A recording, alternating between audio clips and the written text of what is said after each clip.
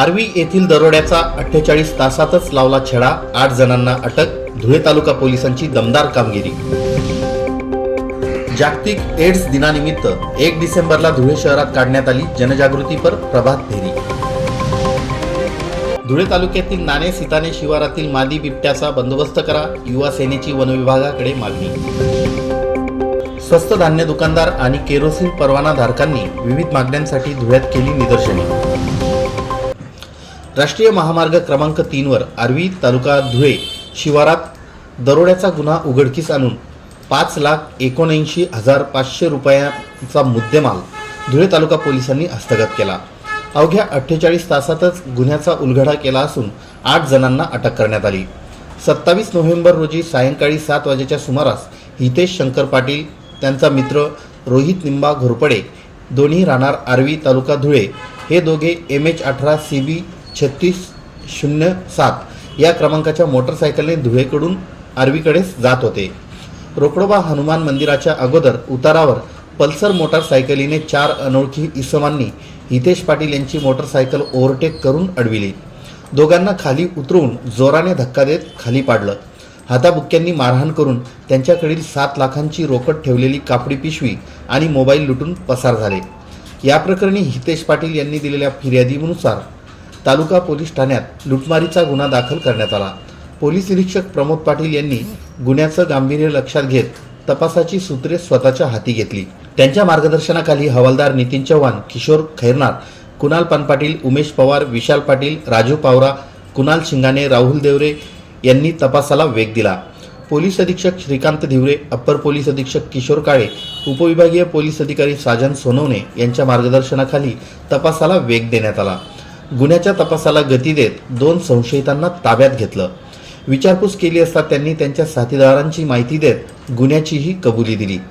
उज्जैन फकीरा गायकवाड, वय 20, राहणार जुन्नर तालुका जिल्हा धुळे, दादू विठ्ठल सोनवणे, वय 21, राहणार मोरशेवडी तालुका धुळे, राहुल रमेश सूर्यवंशी, वय 26, राहणार चितोड तालुका धुळे, गोकुळ श्रावण अहिरे, वय 28, राहणार चितोड तालुका धुळे, बादल राजू मोरे, वय 24, राहणार बल्हाणे तालुका धुळे, अनिल हिरामन सोनवणे, वय 26, प्रकाश खंडू सोनवणे, वय 27, दोघे राहणार दिवाणमळा तालुका धुळे यांना गुन्ह्यात अटक करण्यात आली. त्यांना न्यायालयात हजर केलं असता दिनांक 7 डिसेंबरपर्यंत पोलीस कोठडीत ठेवण्याचे आदेश न्यायालयाने दिले. आरोपींच्या ताब्यातून 2,61,100 रुपये, 25,000 रुपये किमतीची गावठी पिस्तूल, 2 जिवंत काडतूस, तक्रारदारांचा मोबाईल, गुन्ह्यात वापरलेल्या 3 मोटरसायकली, आरोपींचे मोबाईल असा एकूण 5,79,500 रुपयांचा मुद्देमाल जप्त करण्यात आला. तपास पथकाने अवघ्या 48 तासात गुन्ह्याचा छडा लावला. गुन्हा उघडकीस आणून उत्कृष्ट कामगिरी केली. या गुन्ह्यात 8 आरोपी निष्पन्न झाल्याने गुन्ह्यात कलम 395, 120 ब, भारताचा हत्यार अधिनियम कलम 325 असे वाढीव कलमांचा समावेश करण्यात आला आहे. दिनांक 27/11 रोजी एक रॉबरीचा गुन्हा तालुका पोलीस स्टेशनला दाखल झाला होता. त्याच्यामध्ये 2 जण जेव्हा मोटरसायकलवर लळिंग घाटाच्या इकडून जात होते तेव्हा त्याला काही मोटरसायकलवाल्यांनी क्रॉस केलं आणि त्याच्याकडे जी कपाशीची पैसे होते 7 लाख रुपये ते त्याने रॉब करून तो पळून गेले. अशी एक घटना आपल्याकडे गुन्हा नोंद झाला होता. तर त्या अनुषंगाने अतिशय चांगलं काम तालुका पोलिसांचे PI प्रमोद पाटील आणि त्यांच्या DP स्क्वॉडने इथे केलेलं आहे. घटनास्थळावर आम्ही सगळेच तेव्हा गेलो होतो. प्राइम ऑफिसली ही घटना थोडी विचित्र वाटत होती कारण अतिशय बिझी असा तो हायवे होता. परंतु जेव्हा घटना आपण तपासाला सुरुवात केली आणि CCTV वगैरे सगळे प्राप्त करून घेतले तर त्या अनुषंगाने आज आपण 7 लोकांना अटक केली आहे. एक आरोपी फरार आहे. त्यांच्याकडनं साधारणतः 2,62,000चा कॅश आपण जमा केलेले आहे आणि सगळ्यात महत्त्वाचं म्हणजे अतिशय सोफिस्टिकेटेड पिस्टल आपण जप्त केलेला आहे आणि 2 लाईव्ह राऊंड्स याच्यामध्ये जप्त केलेले आहेत. सध्या 3 मोटरसायकल आपण याच्यामध्ये सीज केलेलं आहे. त्याच्यामुळे अतिशय चांगलं आणि एक गुड डिटेक्शन असं म्हणतात अशी ही केस आहे. घटनास्थळावरती आरोपींनी काही फायरिंग वगैरे केली होती सर? फायरिंग केली होती आता आपल्याला रिपोर्ट FSLचा आल्यानंतर कळेल. परंतु त्यांच्याकडे नंतर पिस्टल होती असं आम्हाला कळलं होतं आणि त्या अनुषंगाने ते खरं निघालं की ते पिस्टल देखील आपण रिकवर केलेली आहे. ती पिस्टल कुठून आली काय आली आहे तपासामध्ये निष्पन्न होईल. सर, या एवढ्या सर्व चोरीच्या घटनेमध्ये काही यांनी रेखी केली होती किंवा यांनी ज्या पद्धतीने तो गुन्हा केला याच्यामध्ये एक सगळ्यांना असं आवाहन करू इच्छितो की कपासीचे किंवा इतरत्र जे काही पैसे असे मोठ्या प्रमाणात येतात, तर ते आता एवढी मोठी रक्कम टू व्हीलरवर रात्रीच्या वेळेला दोन अतिशय 21-22 वर्षीय मुलं घेऊन चाललेली आहेत, ते घाटामध्ये चाललेली आहेत. असं हे जबाबदारी नागरिकाचं हे काही लक्षण नाही. त्याच्याने काय होतं, आपण विनाकारण पोलिसांवर देखील ताण व्यक्त करतो, समाजावर देखील ताण व्यक्त करतो आणि सगळी यंत्रणा त्याच्याने अतिशय कामाला लागते. त्याच्यामुळे एक अतिशय कॉमन सेन्सचं प्रकरण आहे की एवढी कॅश नेताना आपण प्रिकॉशन्स घेतले पाहिजे, त्याची विल्हेवाट नीट आपण कशी समोरच्याला देण्यात येईल याची सगळी काळजी घेतली पाहिजे. असं राम भरोसे आपण कोणाकडे दिली आणि असं होता कामा नये, याची सगळ्यांनी दक्षता घ्यावी असं मी आवाहन करतो. मी महाराष्ट्र बातम्यांसाठी सचिन बागुल, धुळे. नागरिकांमध्ये एड्स आजाराबद्दल असलेले गैरसमज दूर करण्यासाठी प्रत्येक युवक व युवतींनी स्वयंस्फूर्तपणे पुढाकार घेऊन ब्रँड ॲम्बेसेडर म्हणून समाजात जनजागृती करावी, असं आवाहन जिल्हाधिकारी अभिनव गोयल यांनी केलं आहे. महाराष्ट्र राज्य एड्स नियंत्रण संस्था मुंबई अंतर्गत दिनांक 1 डिसेंबर रोजी जागतिक एड्स दिनानिमित्त जिल्हा एड्स प्रतिबंध व नियंत्रण विभाग व जिल्हा रुग्णालय धुळे यांच्यातर्फे धुळे शहरात जनजागृतीपर प्रभात फेरी काढण्यात आली. या जनजागृतीपर प्रभात फेरीला जिल्हाधिकारी अभिनव गोयल यांच्या हस्ते हिरवी झेंडी दाखवून शुभारंभ करण्यात आला. यावेळी जिल्हा पोलीस अधीक्षक श्रीकांत दिवरे, धुळे मनपा अतिरिक्त आयुक्त करुणा डहाळे, जिल्हा शल्यचिकित्सक डॉक्टर दत्ता देगावकर, अतिरिक्त जिल्हा शल्यचिकित्सक डॉक्टर महेश भंडागे, जिल्हा विधी सेवा प्राधिकरणाचे अधीक्षक मुकुंद भट, मनपाचे आरोग्य अधिकारी डॉक्टर योगेश पाटील, जिल्हा कार्यक्रम अधिकारी शीतल पाटील, डॉक्टर बाबासाहेब आंबेडकर समाज कल्याण महाविद्यालयाचे प्राध्यापक गोपाळ निंबाळकर, रोटरी क्लबचे दीपक अहिरे, NSSचे KM बोरसे, नेहरू युवा केंद्राचे अशोक मेघवाल, विहान संस्थेच्या श्रीमती आशा माळी, सप्तशृंगी बहुउद्देशीय संस्थेच्या अध्यक्षा मीनाताई भोसले, प्रेरणा बहुउद्देशीय संस्थेचे सचिव नीलू पार्वती जोगी आदी उपस्थित होते. जिल्हाधिकारी अभिनव गोयल यांनी प्रभात फेरीच्या सुरुवातीला मार्गदर्शन केलं.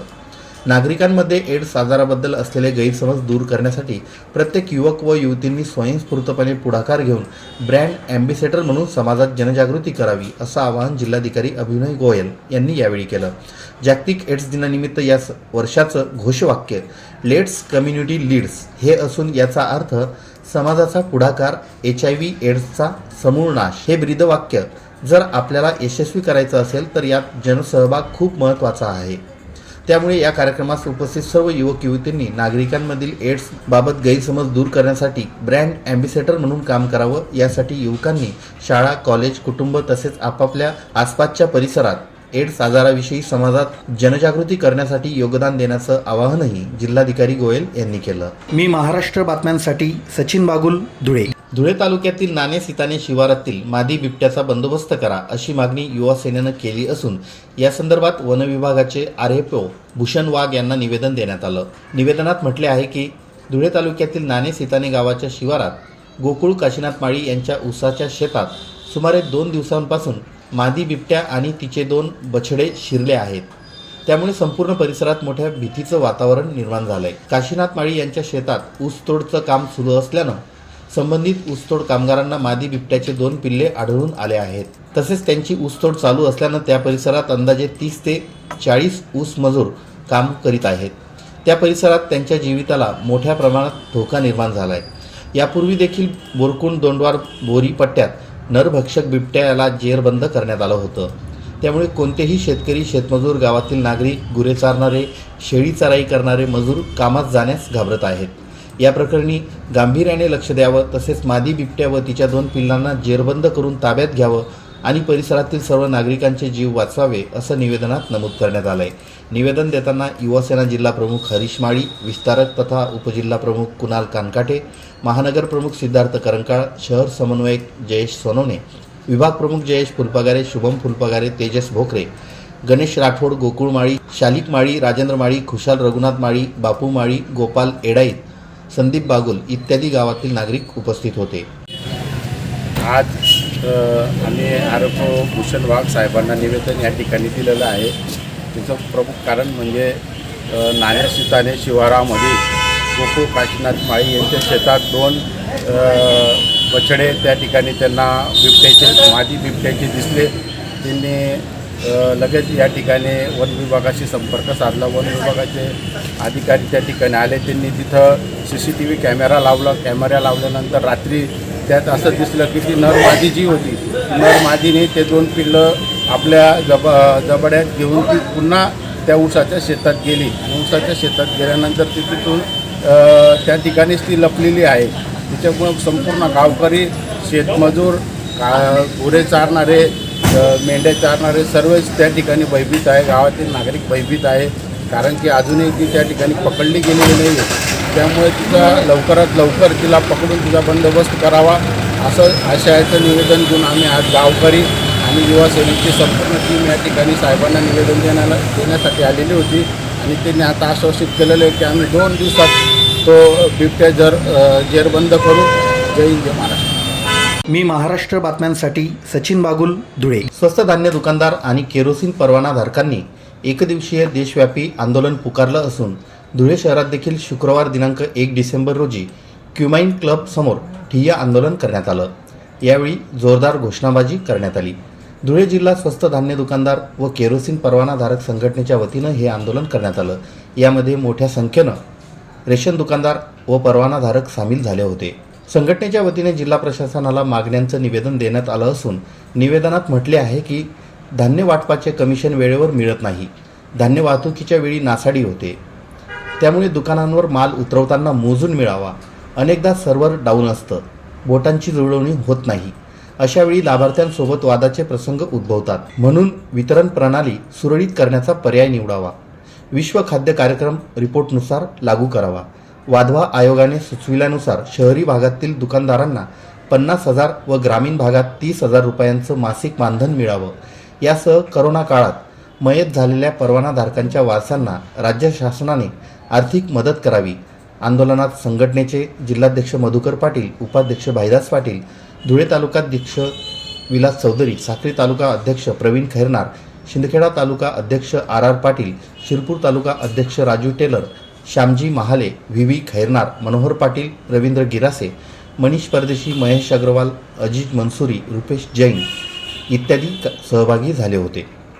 पूर्ण भारतात जिल्हाधिकारी कार्यालयावर संघटनेने आयोजित केलेलं आहे. त्या निमित्त धुळे जिल्ह्यातून, धुळे प्रत्येक तालुक्यातून आलेले रेशन दुकानदार आज 1 दिवसीय लाक्षणिक संपासाठी इथं उपस्थित आहेत. आणि आमचा संप, आमच्या ज्या मागण्या, ज्या अडचणी या केंद्र सरकार, राज्य सरकारकडे वारंवार करत आहोत. सतत आम्ही मागण्याचा पाठपुरावा करत असताना आम्हाला एकही मागणीला त्यांनी लेखी उत्तर दिलं नाही किंवा आमचं म्हणणं चुकीचं आहे किंवा काय आहे याबद्दल कुठलीच माहिती दिली नाही. आमच्या ज्या मागण्या आहेत, आम्हाला कमिशन कमी प्रमाणात मिळतं आणि नेम भरपूर आमच्या मागे लावून दिलेले आहेत. आता ऑनलाईन असल्यामुळे आता प्रत्येक दुकानदाराला कमीत कमी जर समजा एका दुकानदाराकडे 50 क्विंटल माल असेल तर त्याला फक्त 7,500 1 महिन्याचा उपयोग व्हावा लागते. पण त्याच्या मागचे जे खर्च आहे, मजुरी आहे, सगळं लाईट बिल वगैरे असेल, ज्याचा जे खर्च आहे तो सगळा त्याच्यातून करावा लागतो. शासनाकडे आमची मागणी आहे की ज्यावेळेस वधवा कमिटी नेमली होती शासनाने, त्यावेळेस त्या कमिटीने असं म्हटलं होतं की रेशन दुकानदार हा चुकीचं काम करतो, पण त्याला कारण काय ते शोधा. तर शोधलं तर त्यावेळेस असं निदर्शनात आलं की त्याला कमिशन कमी असल्यामुळे तो अशा रिकामे कामं करतो. तर त्याच्यामुळे वधवा कमिटीने सांगितलं की ग्रामीण भागामध्ये 30,000 आणि शहरी भागामध्ये 50,000 रुपये कमिशन मानधन देण्यात यावं. आणि त्या मानधनाच्या वधवा कमिटीच्या शिफारशीवर आमचं प्रत्येक आंदोलनामध्ये आमचा तो महत्त्वाचा विषय असतो. आणि शासनाने आजपर्यंत फक्त त्याची एकच बाजू आमच्या मागे लावली. ऑनलाईन करण्यासाठी सगळे काम आमच्याकडून करून घेते, त्याचं आम्हाला कुठलंही मानधन दिलं नाही. आज कुठल्या कर्मचाऱ्याला जर शासनाने काही काम दिलं तर त्याचा मोबदला दिला जातो, पण दुकानदारांना असा कुठलाही मोबदला आजपर्यंत दिला गेला नाही. आणि फक्त काम करून घेणं. आज आम्ही डाटा एंट्रीचं काम प्रत्येक घरोघरी जाऊन आम्ही आधार जमा करणे, लोकांचे एवढं कामं चांगलं केले, पण त्यांचं आम्हाला 1 रुपयाही मानधन दिलं नाही. म्हणून आमची शासनाकडे जी आमची मागणी आहे, ही मागणी शासनाने पूर्ण करावी व जे कमिशन आहे, कमिशन वाढवावं, नाही तर आम्हाला मानधन देण्यात यावं, हीच आमची शासनाकडे मागणी आहे.